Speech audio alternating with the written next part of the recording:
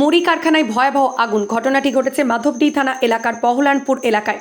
ঘটনাকে ঘিরে চাঞ্চল্য। ঘটনাস্থলে দমকলের একটি ইঞ্জিন এসে পরিস্থিতি সামাল দিয়েছে এবং মাধবডি থানার পুলিশ এসে তদারকি করেছে।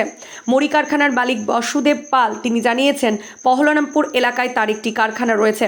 বুধবার রাত্রি 8টা নাগাদ বসুদেব পালকে ফোন করে জানায় যে স্থানীয়রা মুড়িকলের ঘরের ভিতর থেকে ধোঁয়া উঠছে। দ্রুত কারখানায় এসে শাটার খুলতেই ভেতরে দাও দাও করে আগুন জ্বলতে দেখতে পায়। ঘরের ভিতরে থাকা 120 বস্তা মুড়ি পুরোপুরি আগুনে পড়ে ভস্মীভূত হয়ে যায়।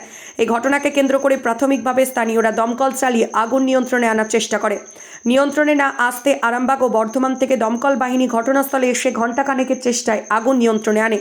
খবর পেয়ে মাধবডি থানার পুলিশ এসে পরিস্থিতির সামাল দেয়। কিভাবে হয়েছে সে বিষয় এই নিয়ে তদন্ত শুরু করেছে। একটু জানা নাই, আমি তো বাড়ি গেলাম। আচ্ছা, এখানে খোলা ছিল, এটা না বন্ধ করেছিল? 2-4 জন দেখে এবার আমাকে ফোন করে, আমি তখন এসেছি, এসে শাটার খুলে দেখি এই মুখগুলা থেকে ধরে ধরে যাচ্ছে। ধরে কি তখন কি পুরো এতে? না, তখন অর্ধেকটা পুড়েছে তখন। তারপর আস্তে আস্তে করে সব পুড়তে শুরু করেছিল। এবার জল দেওয়ার আগে এবার যে পৌঁছানোর আগে তখন মোটামুটি কত মুড়ি ছিল বা চাল ছিল? মুড়ি ছিল এই 120 খানা।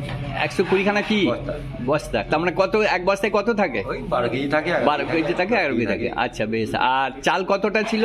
চাল থাকে না, ওই চাল ওই বাড়িতে। ওই চাল ওইটা ছিল। তার আগে খবর পেয়ে আপনি সঙ্গে সঙ্গে এ করলেন? এসেছি। দিয়ে ফায়ার ব্রিগেডও এসেছিল, থানা থেকেও এসেছিল? সবাই এসেছিল। আপনার নাম? আমার নাম হচ্ছে বসুদেব পাল। এটা কি মিলটার নাম? মুনসামাতা। হ্যাঁ, মুনসামাতা মুড়ি কল। বেশ। বাড়ি এটা কোন জায়গায়? বাড়িটা পহলামপুর দিকে রাস্তা। এই যে মুড়ি কলে আগুন লেগে গেছে, আপনি দেখলেন কিভাবে? দেখি এখানে বিশাল আগুন উঠেছে। আচ্ছা। আর তখন এরা সবাইকে ডাকাডাকি করেছি। আচ্ছা। ডাকাডাকি করার পর ওনাকে ফোন করেছি, বসুদেবকে। আচ্ছা। বসুদেবকে ফোন করার পর বসুদেব এলো। আসার পর তখন গেটটা খুলতে পারা যাচ্ছে না, তাতে এত আগুনের শিখা। তারপর গেটটা খুলে ভেতরে বিশাল আগুন। তারপর সবাই মিলে হাত দিয়ে? সবাই মিলে হাত লাগিয়ে জল টল দিয়ে নেমানো হলো। আপনার নাম? নবকুমার মণ্ডল। বাড়ি? বাড়ি পহলানপুর।